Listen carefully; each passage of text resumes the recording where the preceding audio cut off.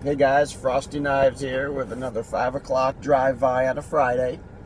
It's been a couple of weeks since I've done one, so I figured I would go ahead and bust out another one. First off, I want to apologize if my hair seems all fly away. But it's fucking hot out, and I've got the air on. It's noisy and loud, and deal with it. So today I wanted to talk about a couple of topics. I actually have an agenda. Number 1, video games. Number 2, WWE. Number 3, Transformers. So, video games. Since about March, for the last couple of months, if you've watched the videos, or you may know that for the last 2 or 3 months, I have been hip deep in the new Square Enix RPG for the Nintendo 3DS system that will be Bravely Default. And good news is that I finally finished the game. So I've been playing it for the better part of 2.5, 3 months, and the game is now finished. I have beaten it. And whenever I play an RPG, I like to keep a tally. I like to do a final tally of how many hours I actually logged into the game. So my final tally for Bravely Default, I clocked in at 121 hours. And that is what it took me personally to beat that game. It's not the longest I've ever played on a video game. Certainly not the shortest, so that's somewhere right there. It's about average for me for an RPG. Certainly the longest RPGs were certainly any Bethesda game. Fallout 3, Skyrim, Oblivion. I must have clocked well over 200 hours on each of those individually. Some of the earlier Final Fantasies, I might have clocked in maybe like Final Fantasy 7 or 8. It might have clocked in quite a few hours, but not too bad. 121 hours. Bravely Default. I got the true ending. I beat the game with the right ending. There are 2 endings. There's the shitty ending that you can get by sucking, and there's the true ending, the canon ending. So I did that. I didn't do everything in the game. I didn't level my characters out. I got to about level 97 for all 4 of them. Level cap was 99. Maxed out a whole bunch of jobs. I did the optional dungeons, optional bosses. There's one boss I didn't beat. It is supposedly the hardest boss in the game.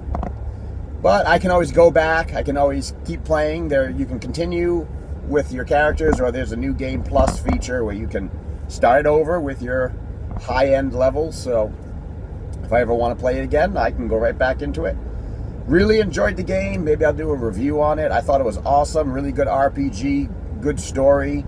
I loved everything about it. If the battle system, the job system, the world. A lot of people say the second half of the game might have gotten a little repetitive due to the nature of the story, but I liked it.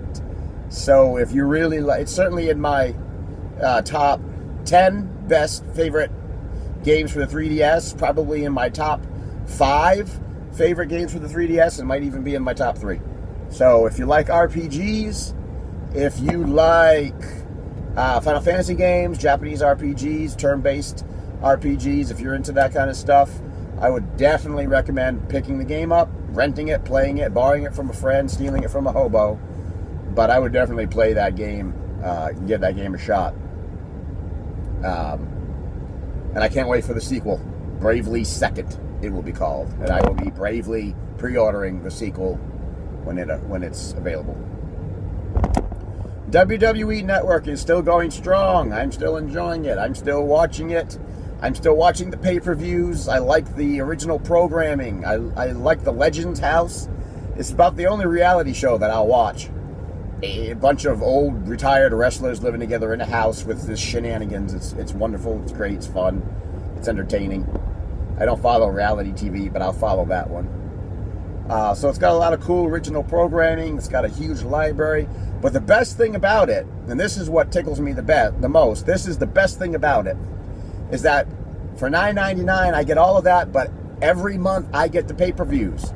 So every month I can stream the WWE pay-per-view directly from the network onto my TV, which basically means that I no longer have to pay Comcast $50 to $60 a month to buy the pay-per-view. So because of the WWE network, where pay-per-views are concerned, I can finally say, fuck you, Comcast. Right there. Give it the big F-U.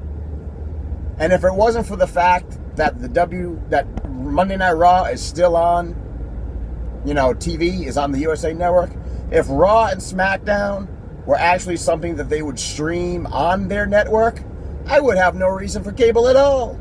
And then I could give Comcast another, fuck you, right there. But I'm just glad that I can give the shaft and I can give the big FU to Comcast, and no longer will I be paying high pay-per-view prices. No, sir. I will be watching my WWE network for $9.99 a month. And I will be getting the pay-per-views free. Yippee! Kaye! Motherfucker.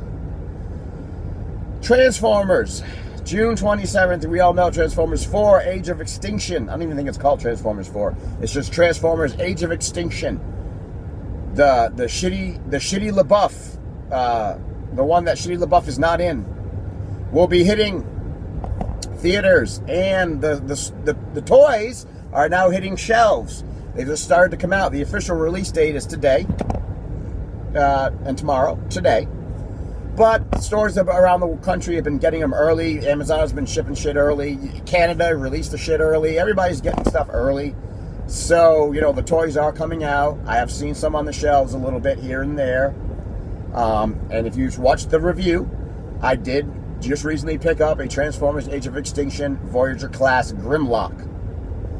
And, I have to really remember to tell myself to separate the toys from the movies, because the movies in general have been big old piles of shit, stinky dog poo monkey crap. And you can't judge the toys based on the movies, because the toys are their own entity. So you got to judge the toys based on the quality and diversity of the toys. And so I got this Grimlock because I'm a big fan of Dinobots and a big fan of Grimlock. And I gotta tell you, I really want to hate this guy. I so want to hate this figure. I want to be able to hate this figure with a passion. And I can't do it. And I don't know why. And I knew this was going to happen. That I was going to talk smack about the figures. I was going to say how shitty they were before they came out. I was going to look at the photos and go, oh, they all look like big pieces of plastic crap. And then I was going to buy the figures, and I was going to be like, oh, yeah, so they're kind of neat. I still like them anyway. And that's exactly what happened, because that's what always happens with me. I talk shit about the figures until I actually have them in my hand, and then my inner 8-year-old comes out and I go, oh, they're cool, they're just misunderstood. There's nothing wrong with them. So, and that's what happened with Grimlock. I set him on the shelf and I looked at him and I told him he was a stupid looking dinosaur. And I kept telling him that, but he doesn't listen. And so, I take him down, I play with him and transform him, put him in robot mode, put him in dino mode, and I've been finding that I've been, messing with him, fiddling with him more and more, and I'm like, actually, Grimlock, he's not that bad, and the Dinobots aren't that bad, so, as shitty as the movie is probably going to be, because I have a very stinking, sneaky suspicion in my gut, in my heart of hearts, that the Dinobots are not going to transform in the movie. I think they're going to be dinos, mecha dinos, that's it. I don't think they're going to have robot modes in the movie. That's my sinking gut feeling. As much as the movie is probably going to suck, the toys will be carving out a niche in my collection, I'm sure. I'm not saying I'm going to get them all, because there are legitimately some shitty ones in the line. There are legitimately some shit Transformers from this new movie that I've seen. I'm looking at you, Galvatron. I'm specifically looking at you, you big pile of monkey shit. But I think from what I've been able to see of the toys and the figures and the reviews that have been being posted on YouTube, it's a mixed bag. It's 50-50. It's like you get some really neat figures, really decent looking figures, and then you get a bunch of crap. And that's the way all Transformers lines are. Nothing can be perfect. Every figure can't be great. Every figure can't be perfect. Every figure can't be easy to transform or have good robot mode, good alternate mode. That's the nature of the game. They've been cranking out these figures for the better part of 40 years, 30 years in the States and whatever. I'm sure they've been cranking them out earlier in Japan. So you're going to get the shit from time to time. That's just the nature of the game. That is the nature of collecting. And, you know, you either collect everything or you just pick and choose what you like and you collect what you like. So, anyway, that's it. That's my 5 o'clock drive-by. Little rant there. And before I go, I just want to say one more thing. Candy Crush. I fucking hate you. I hate you, you flaming candy. God damn it. All right, guys. We'll see you next time with another drive-by.